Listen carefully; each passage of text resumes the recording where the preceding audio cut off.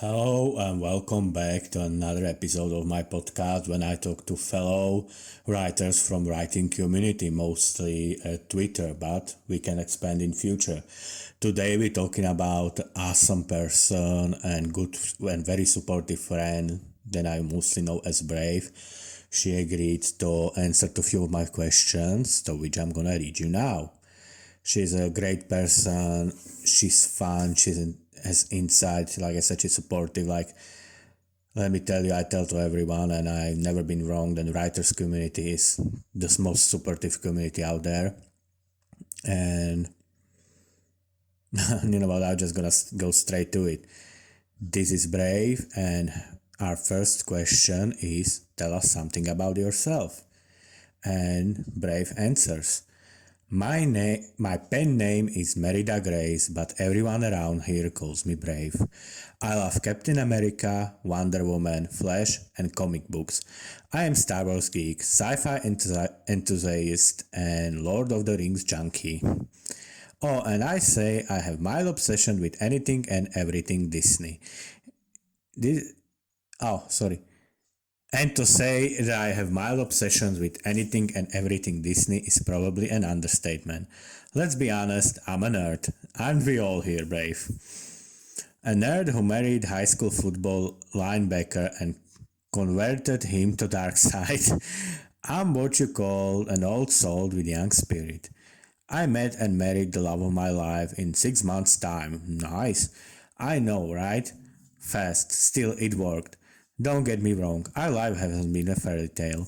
Life's been tough. Jay and I have been through a lot. Everything from job loss to my breast cancer diagnosis at age 32. We don't have it all together in the least, and our two grown sons can attest to that.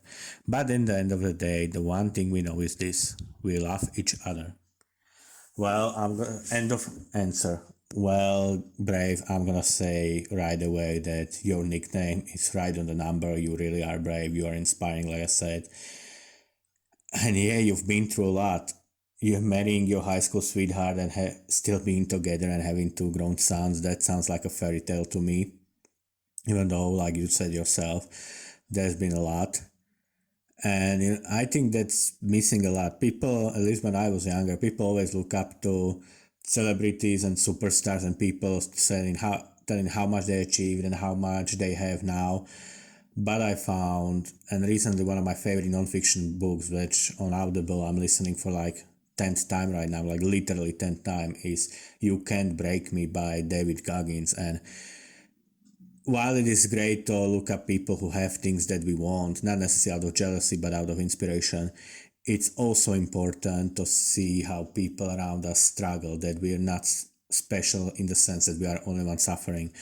I believe there's many of us going through similar things, and I genuinely believe that knowing that others are going through similar or worse things helps us to deal with our own. And I get to tell you things that I've been going through, very, very minor things compared to you that I've been going through recently. Just looking through how much you've been and how still you are optimistic and strong just makes me absolutely inspired. Next question was question number 2. When was the first time you remember being interested in storytelling? And Brave answers. I'm a dreamer with wild and curious imagination. Always have been.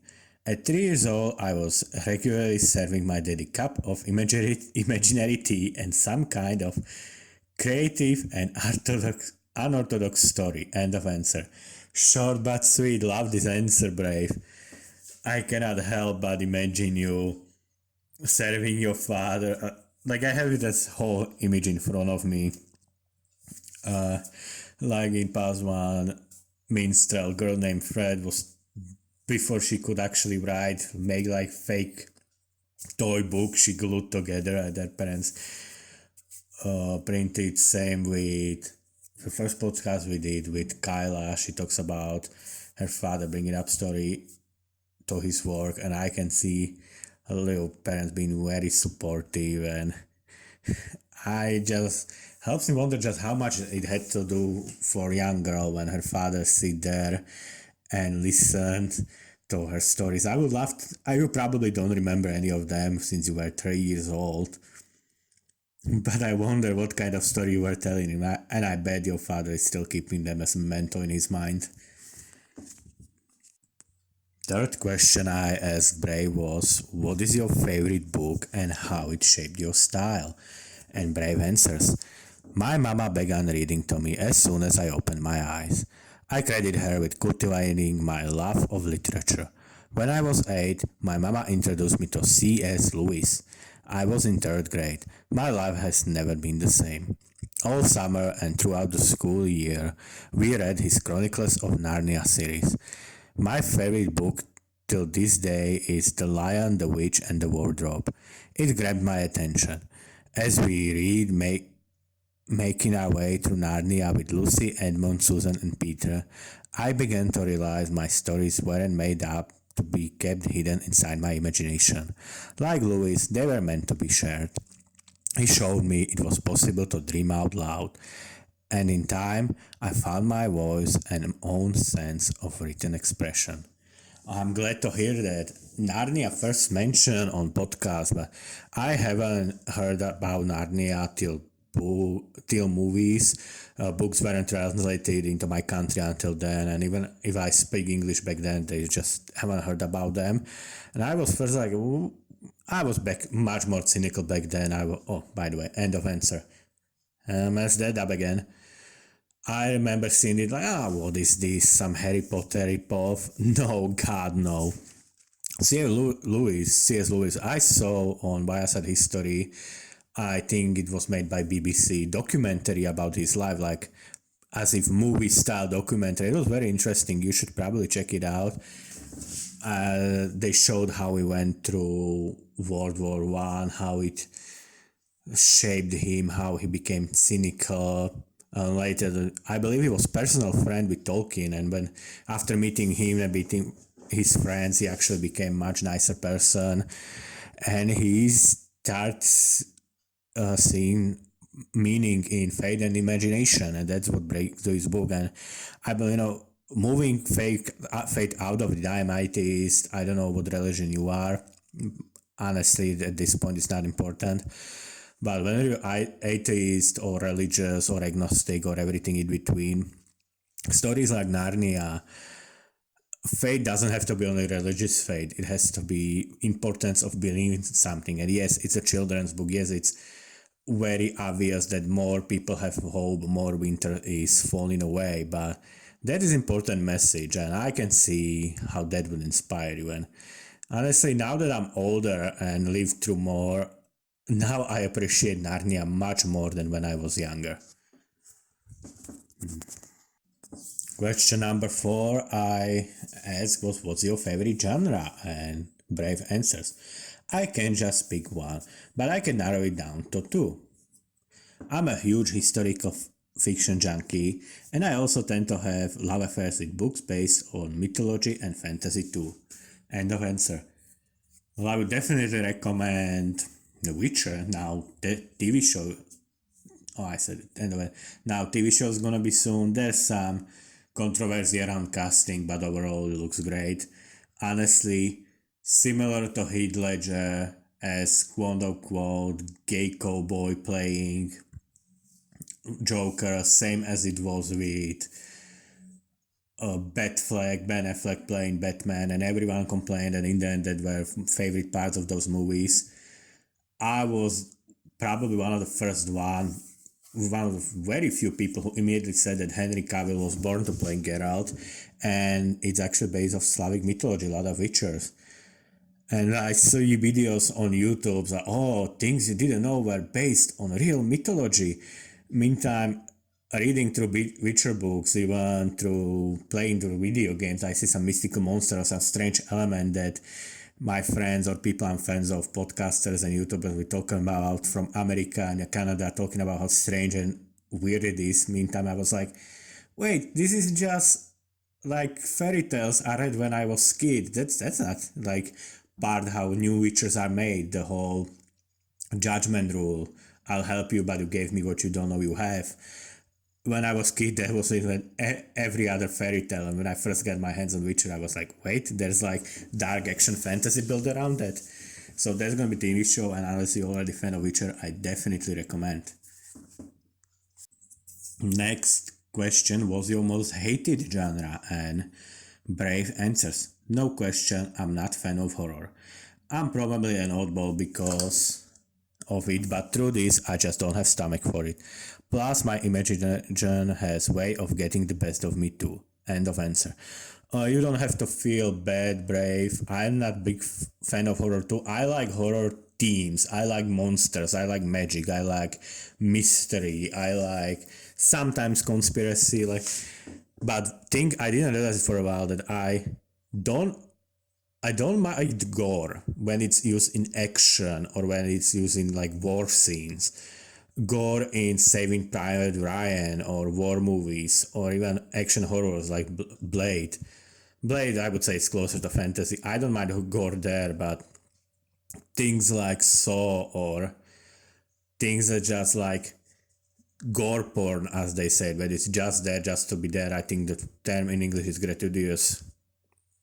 I'm not a big fan of that, and I would actually wonder if you like video games, maybe things like Bloodborne. The other thing I wanted to say, think that they really, and I didn't get it for years because there were so many elements of horror that I liked, but I couldn't get myself into horror. Plus, I'm a big crybaby. I personally like horror things, but I don't like victim mentality. I don't like idea that characters are just either waiting to be picked off or just running ahead. If it's something like Resident Evil 3 when it's escape, sure, but our heroine in Resident Evil 3, Jill Valentine, she's veteran of army, she's veteran of police special forces, and her last escape, as game was called in Japan, it's not hysterically running away. She's actively trying to get all civilians she can. She's actively looking for her way out. She's very tactical, she's very smart, she's dealing with both with her enemies and traps ahead. That type of horror I like. But again, just violence for sake of violence and characters running away and waiting to be picked up, I don't see much in that either. Next question number 6 was, what's your favorite trope? And Brave answers, normal is overrated. It's our family motto really. I'm weird, peculiar and little odd, but I'm okay with that. End of answer. And I am more okay with that, Brave, because normal really is overrated, and since you're peculiar and little odd, I have a really fun and strange friend and cool friend and awesome friend. So yeah, normal people, not saying there's nothing wrong to be normal person, but people who are a bit peculiar and people who see world maybe through different lenses are the most inspiring. Again, we're writers, most of us fiction writers, which means most of us nerds. So yeah, you're definitely not getting lost here. Tagging in immediately with 7th question, which was your least favorite trope or cliche, and Brave answers. My least favorite cliche has, and it always be, it's not the end of the world. I mean, I know the planet isn't going to poof today, but you can't expect me to believe it doesn't feel like it sometimes. End of answer. Absolutely. And I was talking through some of which I made new friends recently through BDSM community. Next to writers, most kind and welcoming community. And I would say if you can find Fighters and Gym together, it's Gym, BDSM community, and writers are just the most welcoming people. And you'll be surprised. And actually, I was talking about Friend yesterday and laughed about it. In movies, whenever you're into BDSM or not, it is not point. I'm just saying that in movies, when they show BDSM people, things like that book that we don't mention in nice conversation, book that shall not be named, about grays and numbers and shades, even 50 of them, that book we don't talk about because it's literally like saying slur in our community, at least among my friends. They always portray BDSM people as like incredibly rich and old, like straight up from horror movie, or some creepy psychopaths. Meantime, friend, I pointed out that every person in BTSM I met was almost exclusively huge nerd. And then friend of mine, also from community, pointed out to me just yesterday statistic when it turns out that huge number of BDSM people, like going up to 80%, are apparently either in IT, huge nerds, or both. So, but what we want to talk about, we also all big fans of psychology. I'm actually circling back to the point. And some of us, some of us have issues which are mostly unrelated to BDSM, as in everyone has issues, things like depression, anxiety. And I found good friends to talk about it. And we pointed out, not being end of the world. You probably didn't mean it in this serious tone. I just want to point out that it's not the end of the world. Yes, it may be true, but that's not easy, because it's not about it being end of the world. It's about your mind telling you it is. And that's problem with depression, and that's problem with anxiety, that even if you rationally tell yourself this isn't that big of a deal, your brain starts pumping up to 100%. You get sweaty hands, you breathe hard, and it just goes and cascades. Meditation helps a lot. Having someone to talk about helps a lot. But yes, it's not the end of the world. That doesn't, even if people mean well when they say it, it's not always solution. And sometimes, at least my experience, it's like, okay, I'm scared, I'm freaked out, it's okay. Yes, it's not in the world, but I feel like it right now, and I just need to calm down and go away, and wait till it go away, or wait till I find a way to solve it. I know this probably you didn't mean it like that. Sorry if I kind of hijacked your answer, but I found it very important to say that, especially since new information I just recently. And also two shoutouts, one from Wooly Versus and Casa Super Beast, formerly Wooly from Best Friends Play. In fact, before I watched his Wooly versus Control part 1 of 4 before I started recording this. I'm a big fan of his podcaster, his Let's Player, has 2 of his own podcasts, like I said, Casa Super Beast and Wooly will figure it out. And he said in one of his podcasts with his friend Win, it was Let's Play of Third Birthday, the rape of Parasite Eve's franchise. Oh my god, one of the best female characters, as best characters ever, completely ruined and abused. He even pointed out that watching third sequel to original game is like watching your friend being violated, or having something you love being destroyed in front of you, and boy was it.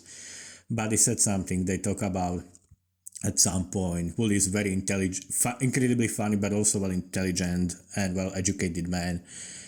He talked about some study he read where when you take person A, and person A just lost both of his legs in accident, and person B, who won lottery and became millionaire 3 years ago, their level of happiness and misery won't be that as far away as you think, because it's always balance itself out in the end.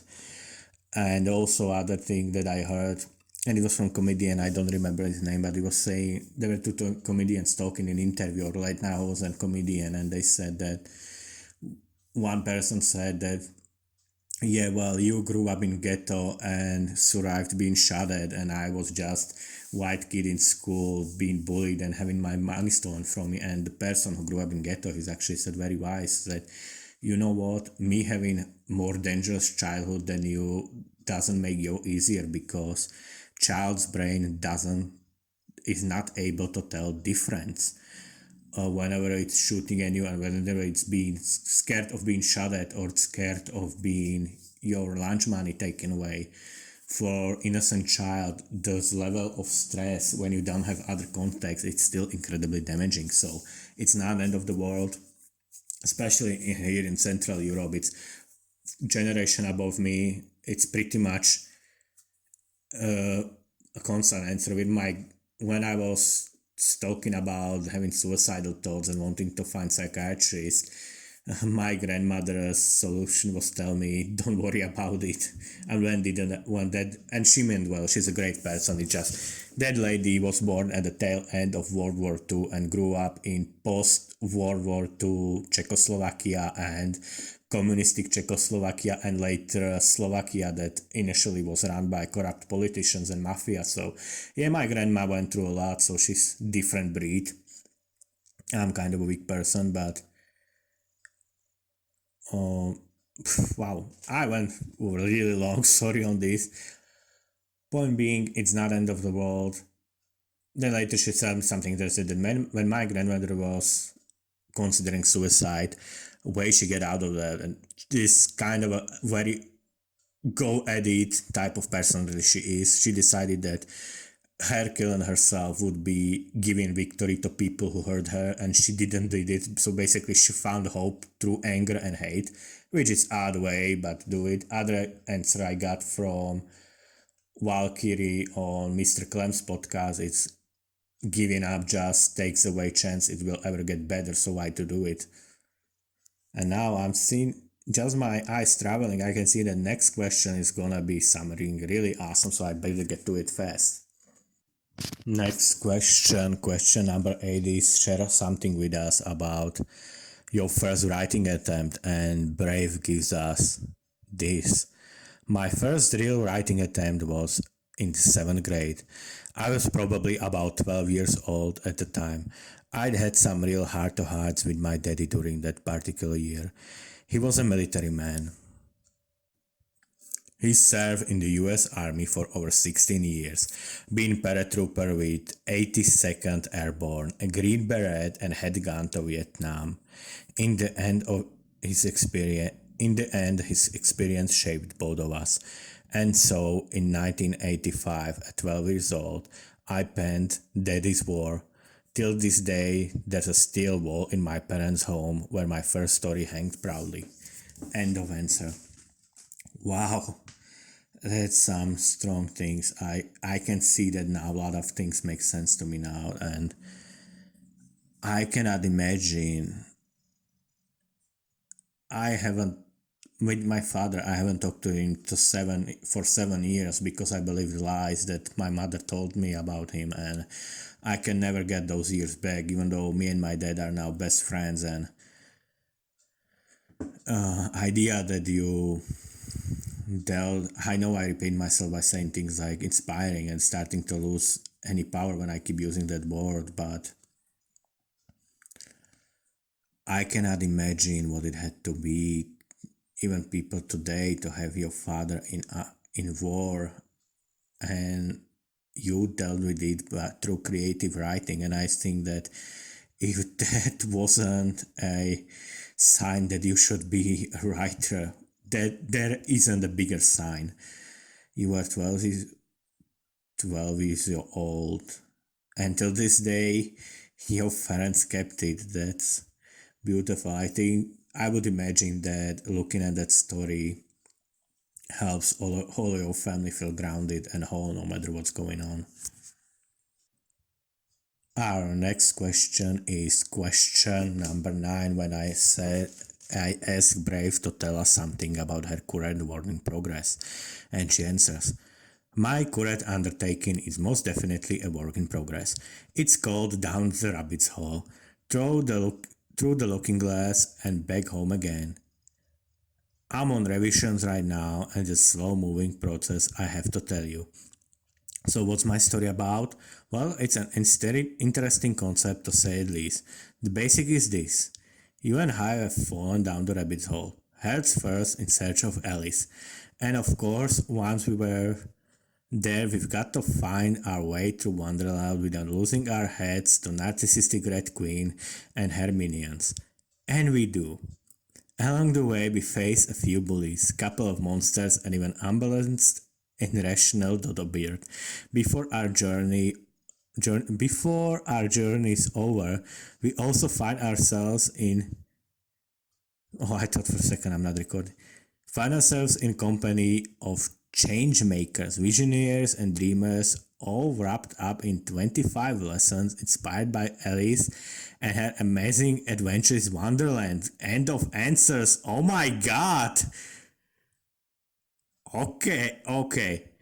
So characters, or maybe it's I didn't understand if it's just example or it's a second person narration, but okay. Wow. So Alice in the Wonderland, I guess that's true title, but it's about searching for Alice after she gone missing. Okay.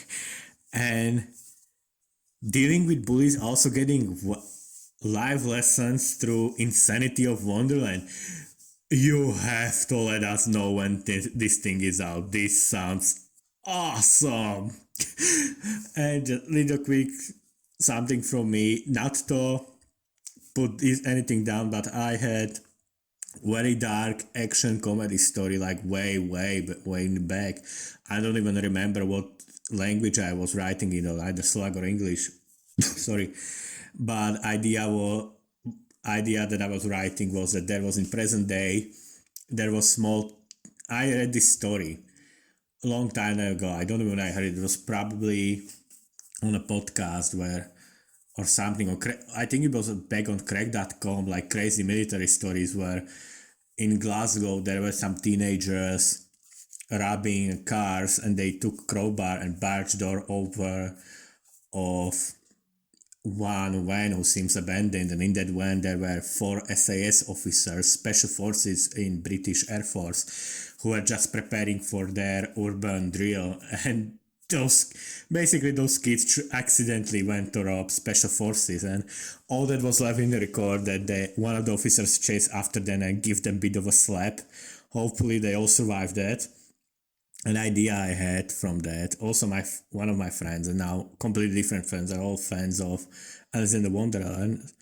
For whatever reason, both nerdy and kinky girls love Alice in the Wonderland. Who would thought, An idea of story I wrote way back when. Again, nothing like you. It was just silly short story for my own entertainment, originally for girl I like, but became more of my brand of humor, and it was 4 SAS officer trainings in the countryside when they see the girls seemingly fall in the ground. So they go investigate, they cancel their...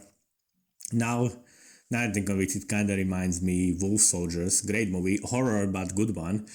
When they go investigate, they cancel their training and go investigate this missing civilian child, and as you guessed it, while trying to find Alice, those present day real life British special forces end up in Wonderland, and since they see that things that are hostile towards them and the civilian they're looking for, they just use their weapons and training and basically go to full-fledged war with Alice in Wonderland. And now that I'm thinking about it, I shouldn't have sent it here because I really want to go back to rewriting that story. I had really fun doing it, but 25 lessons inspired by Alice and her amazing adventures. That sounds... I really need to see that. Question number 10 was, do you learn from your previous drafts or stories? And brave answers. Oh my goodness, yes, absolutely. The thing I've learned about writing is that it's process. The more you write, good or bad, the better your storytelling becomes. End of answer. Absolutely. It's like riding a bicycle, it's like swimming, it's like everything. I haven't got to the point. I once finished novel that I know it's terrible just to finish it. I didn't finish another one, but only novel I didn't finish it. I already wrote 100,000 words, and I decided that next one, my current work in progress, I will try to publish. That's why it was only story I didn't finish, or only large story I didn't finish. And yeah, I wrote 6 books now, unpublished. Now I have 7 books. I'm started recently. I want to try to send that one to agents. And let me tell you, personally, some people, when people say it's excessive or it's extreme, people like Sanderson or Shad, they wrote 9 or 10 books before they published first one. And we'll see, maybe I found out that, yeah, I have to write 20 books before I'll be good enough. But It's absolutely true. You need to grind that blade and you need to train. Next question was, can you share with us specific scene or element of story that you're proud of? And Brave answers, I'm not sure if it's my proudest scene, but it's a good look sample of what I'm working on. Oh, I'm interested in that. Opa. And scene that Brave sent is, quote, I really don't know how to say it any more gracefully than this. Her Majesty is simply mad. There's no other way around this fact. Whatever name she's going by today, be it Queen of Hearts or Red Queen, you can bet your bottom dollar she's going to be impatient about everything. Her Majesty is nothing if not deranged, hot-tempered and absolutely explosive and irrational. I might also add that she's a complete tyrant too, and this is what we call a good day around here. End of quote and end of answers. Well, that's the very last beat of yeah, and this is what we call good day around here.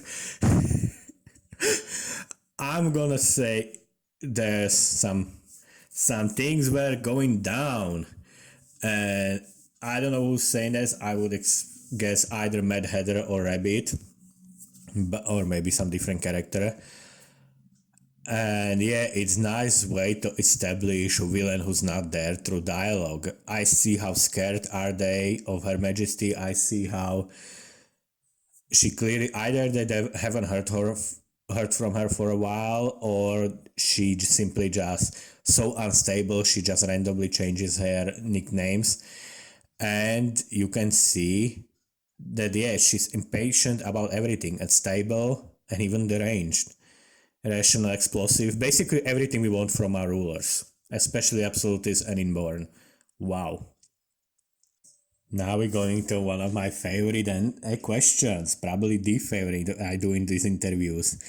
Question number 12. You agreed to a blind date and turns out it's MC from your story. Where are they taking you? What's going on? And Brave answers, blind dates, huh? I made my hobby on a blind date, so to speak, so why not? Well, with my luck, I'd probably end up having tea with the Queen of Hearts, otherwise known as the Red Queen or Her Majesty. I don't imagine this would go very well either. My face tends to give me away. She's vain, self-absorbed, and egomaniac narcissist. I'd be in trouble before the tea was brewed. Oh, the Queen would play nice at first. But then, as usual, things would get dark really fast. Like I said, the look on my face would be a dead rigor. Dead rigor, I wasn't playing by her rules. I can control the eye rolls. There's no doubt that Her Majesty would be calling for my head. And when this happens, things never ends well in Wonderland. End of answer. Okay, one, I'm definitely going back to that story where I was talking about, where SAS soldiers just go down there and kill everything that moves, because yeah, Wonderland, it's a bad place. I would rather go to I would rather be eating some meat and wine. Oh, sorry, I'm on carnivore diet. I cannot drink alcohol. I would be chucking down on some steak in middle of Red Wedding. I would go punch Death Eaters. I would kick Sauron's or Saruman's ass. You know what? I can take Saruman. He's like all. As long as someone is distracting me, I can like suplex him like a bag of Doritos. He's old guy. I will go everywhere. Honestly, Silent Hill maybe not, but I will go to Raccoon City from Resident Evil. But Wonderland? Nah. And also, as you point out, Brave, especially from your previous answer, when you're talking to narcissistic, violent, absolutist ruler, and you can't control your eye rolls, yeah, this blind date would not be the great one. Next question. What characters would you spend your birthday with, and how would it go? And Brave answers, oh, this is too easy. I'd wish to wake up in the Shire with Frodo Baggins, Samwise Gamgee, Pippin, Merry, and Gandalf the Grey. I mean, who can resist second breakfast and elevences? Sausages, bacon, potato, onions, muffins, spice beef, cottage pie, cheese bread, cakes, and pint of cider. Oh, and let's not forget Gandalf's fireworks. End of answer. You know what? I think you just nuked this answer.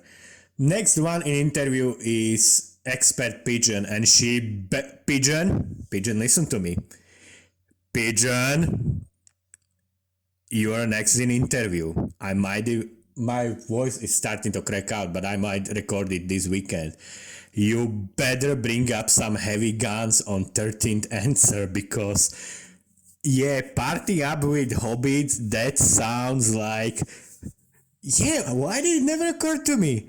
Because in Lord of the Rings, usually my mind goes to everything that happens after Shire, but yeah, fireworks, but even without them, hobbits are just the chilliest little dudes, man. They like to smoke some herbs, they chill with their feet up. Yeah. Why did it occur to me? That's... Maybe some of them will be a bit loud, but whatever, I can just turn it out and eat. That sounds... Oh my god, Brave, you ruined my freaking interview. I will never forgive you this. But you know what? Compromise. Brave, I will forgive you, but you will also remind Pigeon that be next one to interview, she better have some big guns, because oh my god. Next question is: any real life or historical events that inspired you or continue to do so? And Brave answers: history always inspires and fascinates me. From the time I was a little girl, I loved visiting old historical sites. One in particular stands out in my memory. I was 3, just about ready to turn 4. We were living in Germany at the time. My parents took me to Dachau. In hindsight, I was much too young, but again, this was the 1970s, and long before an age required was imposed. This experience has stayed with me my whole life. In many ways, shaped me and my voice, and continues to challenge me to speak up for those who can't. For those of you who've never been or aren't from Europe, Dachau, end of answer by the way, Dachau was one of the places where concentration camp was built. So in Europe, for German people or even of people of Europe, Dachau is place of some hard memories in history of Europe and history of humanity in general, but I'm glad you find something positive in it, or rather it help you shape you into being a bigger person, and like you say, speaking up for those who can't. Next question: some non-book franchises or story that inspire you, video games, movies and such. And Brave answers: in a nutshell, Disney. I know how this might sound to those who have never read my blog or don't follow me, but I promise you it's not as far-fetched as it sounds. I have always had this uncanny ability to relate real-life lessons to any Disney story. End of answer. You know what? That uncanny ability is not that odd, and it's not that wrong. Disney, people can make fun all they want, but Disney for a while owned animation, and with that for a while owned storytelling, and I feel like old school Disney, obviously I am a boy, I identify as a boy, I mostly was more into things like Hercules or even Camelot, but I think that old school Disney stories there's a lot more to be found in those stories than people today admit. Maybe it's new culture, maybe it's cynicism, I don't know. But I'm telling you, sometimes you just feel to watch some old Disney, some nice Ariel nodding with her red hair like when she can't talk. They're just the cutest things ever. Don't tell me it isn't. Next question. Hobbies other than writing. Sorry. And Brave answers. I love to cook. I know it's crazy, right? Work an 8 hour day and come home looking forward to getting in the kitchen and making a mess? That would be me. Cooking relaxes me and gets my creative juices flowing too. I'm a creative cook. My family never knows what I'm going to come up with. Most meals don't really have set name. When my crew asks what's for dinner, my answer is usually along the lines of remember when I did this or that? And when it comes to recipes, I can't follow one to save my life. I just see a recipe as a general guideline. End of answer.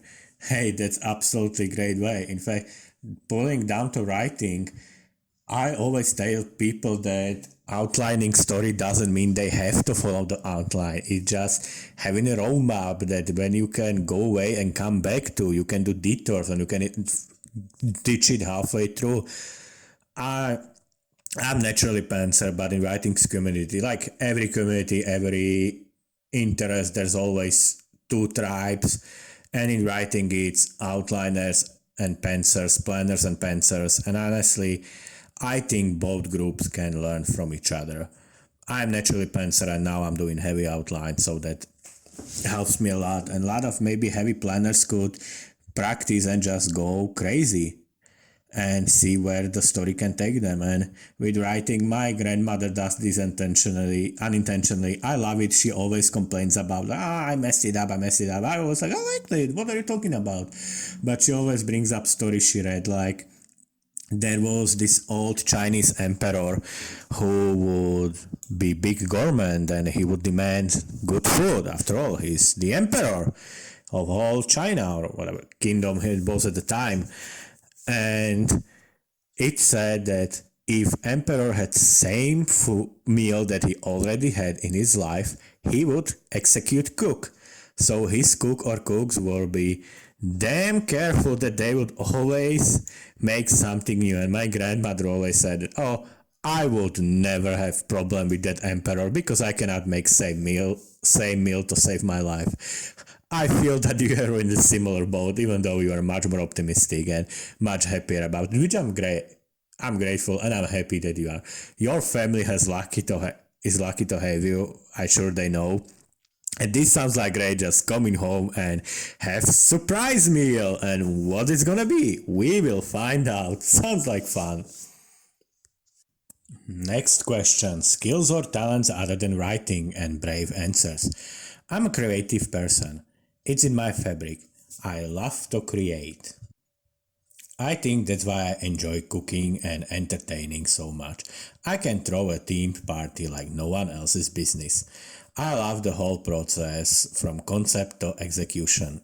I work all year long on our annual Halloween party.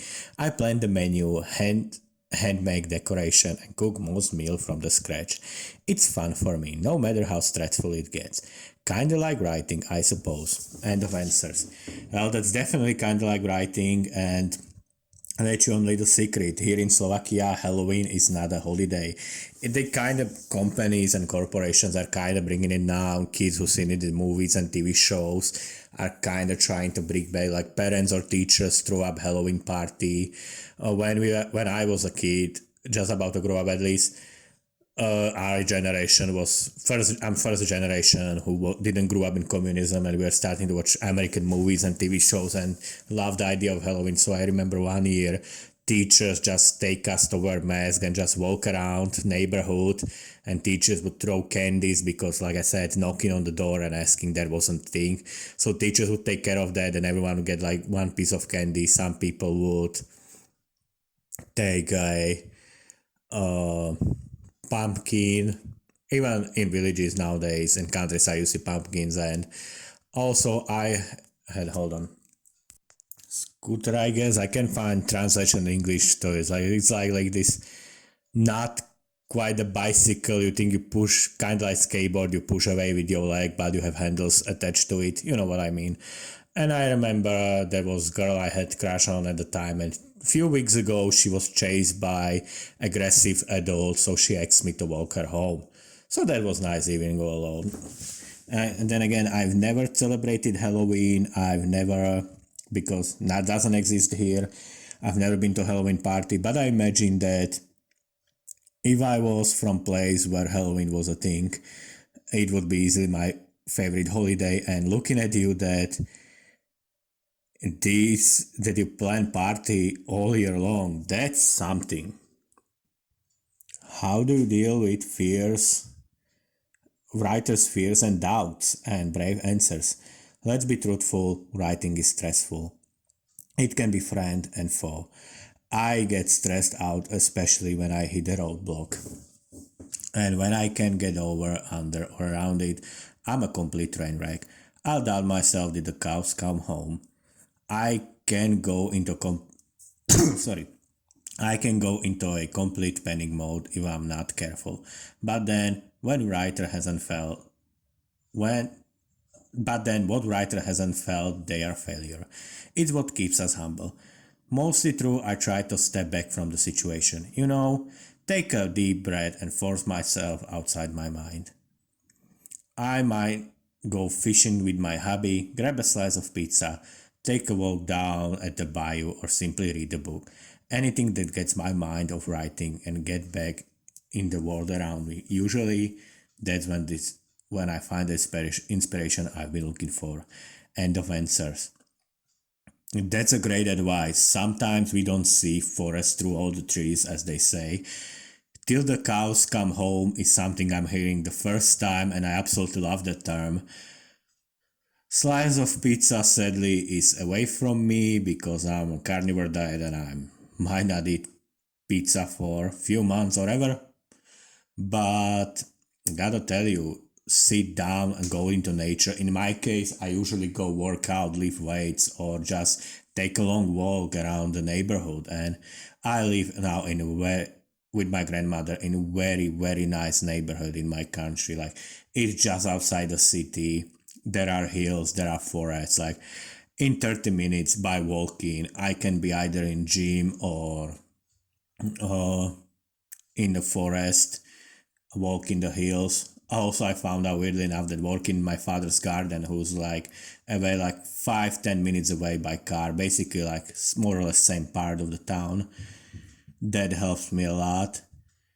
And sometimes I go to see movie even on my own, even though I'm the kind of guy, I'm a hyper introvert. I like to do most things I love to do on my own, but I also adore going to movies with people. I don't know why, and thanks to BDSM community, now I'm learning again value of meeting new people, which excluding one person, I made new friends recently for the first time in like 10 years. No, so let me tell you, that's something. I gotta tell you, I've never been fishing, but like I said, going to nature or eating, or in my case, working out or experiencing something with other people, talking to other people about things other than writing. Sometimes it helps when you go through a problem, but really stepping away. And I'm the guy who comes to writing, who like, go, go, go, go, go, go, go, do it, more. I'm very yang in this. I'm very dark, very masculine. Go, go, go, write more. But sometimes, like, it's just like working out. If you just keep working out and never let your muscles rest, you will tear them and you will end up crippled and injured. So you don't want that. And I would definitely recommend to everyone, take a good rest, even from writing, no matter how you love it. Sometimes I feel guilty about not writing. Right now, I was late and I should have been writing already, so I'm now. And today, in this case, I deserve writing skill, but I'm gonna writing later. But guilt again. If you let guilt consume you, and my absolute favorite nonfiction book, I mentioned You Can't Break Me by David Goggins. That would be probably my second favorite, even though I'm addicted to it. Absolutely listen to it over and over.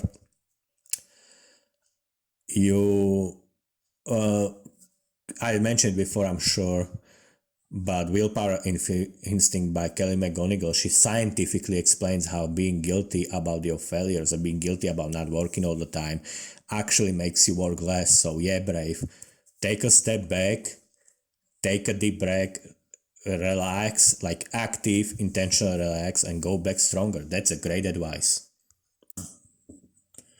Guilty pleasures and brave answers. Oh man, do I ever. I'm not a high maintenance girl, I'm pretty easy to please, really. Give me some strawberry milk, a chocolate vanilla soft serve ice cream twist, a slice of pizza, or some good old Tex-Mex, and I'm happy as a bug in the rock.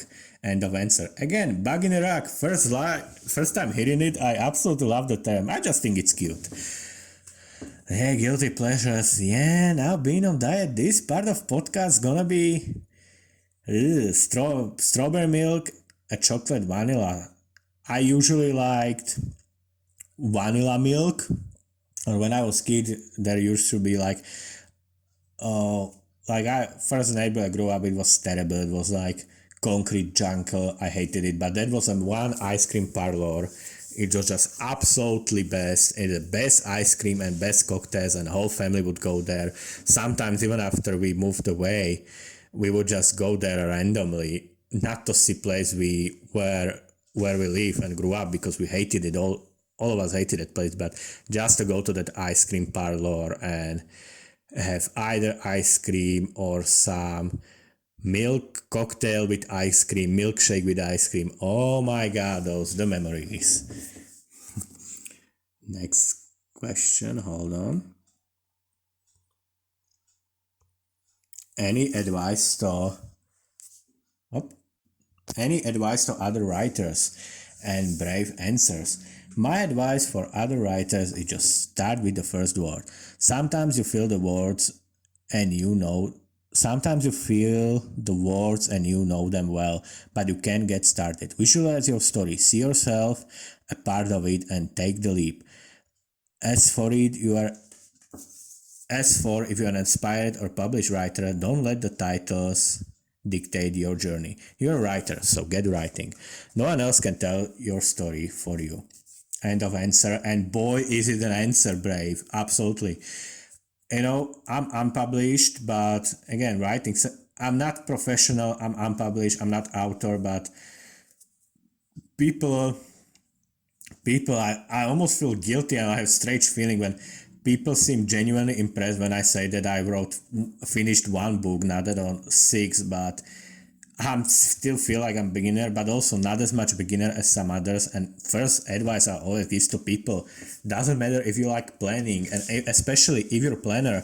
Again, they talk about it in Willpower Instinct, as well as in what was this? War of Art by Stephen Pressfield. Sometimes planning can become procrastination. You do different work than the work you should be doing. That is just as much procrastination. It's your mind playing trick on you. And even today, I love writing and I'm addicted to writing. And sometimes I just don't feel like sit down and do it. And I know, sit down and write the words. Final thing that I asked Bray was if she has any projects and plans for future, and she says, "Oh my goodness, I hope so. I have few on the back burner simmering right now." She also says, "I'd really like to try my hand at a fantasy novel based on dragons, Vikings, Irish clans, and the old ways. We shall see. First person storytelling is my strong suit for now anyway. However, I have working title for my next project. It's called I Am No Princess." End of answer. And again, good one. First, I have like 10 books on the back burner but all the time, or rather I have like 10 different anthologies or series. So yeah, that's pretty normal. And I don't like dragons, but Irish clans sounds really neat to me. I feel like there's more to see in there. And I'm no princess. In my mind, I'm imagining like mix between that old We Can Do It poster and like Princess Peach ripping off her skirt and going to combat. Yeah, that I have no idea what I should imagine under that, but sounds like fun.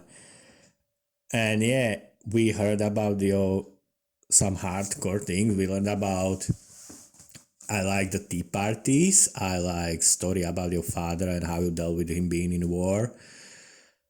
And I really love your Wonderland idea. And obviously your advice, like we talk, take a break. And two main advices I would take when you overstress and don't know what to do, take a break. And also just write. That's really good. And be yourself. That sounds like wishy-washy and overly positive and unpractical, but no, you cannot win as someone else's copy. Be yourself, and you have easier times to win. Also, Brave.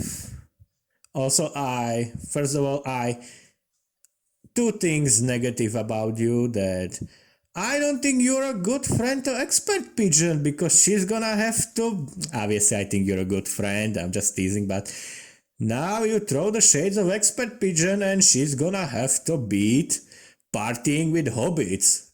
So, yeah, everyone, Pigeon as well as everyone in future doing this podcast. Yeah, thank Brave for having to figure out some really good answers how to be. No, obviously, I want everyone to give me their own answers how they feel, but partying with hobbits, that never occurred to me, and that's like killer. That's the best. And but this podcast was A minus. And why would it be A minus, Brave, if I love you so much? Because you forgot to write in your blog. I have to look it up just like Mad Minstrel, but this is like part 3 of the same podcast, even though I'm recording in a row because the podcast software I use, I recording on my phone. And when I try to look something else, it just cancel it. So now I'm gonna have to put it together. I don't want to cancel this one. It's already third part. I'm gonna put it together, but I'm gonna look up your blog, post it along with your Twitter in the description of video. So make sure to check that out. Oh, people, check out her blog, check out her Twitter. She's awesome, and I'm no princess. Thanks a lot. Now I'm gonna throw. You taught me about cows going home and bugs in the rack. Now I'm gonna teach something you, Brave. You put a bug inside my head. Okay? Because bug inside the head in Slovak means that there is now thought inside you. Someone put thought inside you that you're now gonna be thinking about for days and weeks because there's like bug in my head running around on the walls of my skull and I just cannot stop thinking about it. I'm no princess. Can't wait to see more. Thank you so much, Brave, and thank you all of you for listening. Hear you next time. We're gonna have interview with Expert Pigeon, one of my first friends in writing community. Awesome gal, awesome person. Thank you so much, Brave. Thank all of you, and I hear you next time. And in the meantime, stay awesome. But just to add at the very tail end, Brave's blog can be found at braveheartbravesoul.blogspot.com.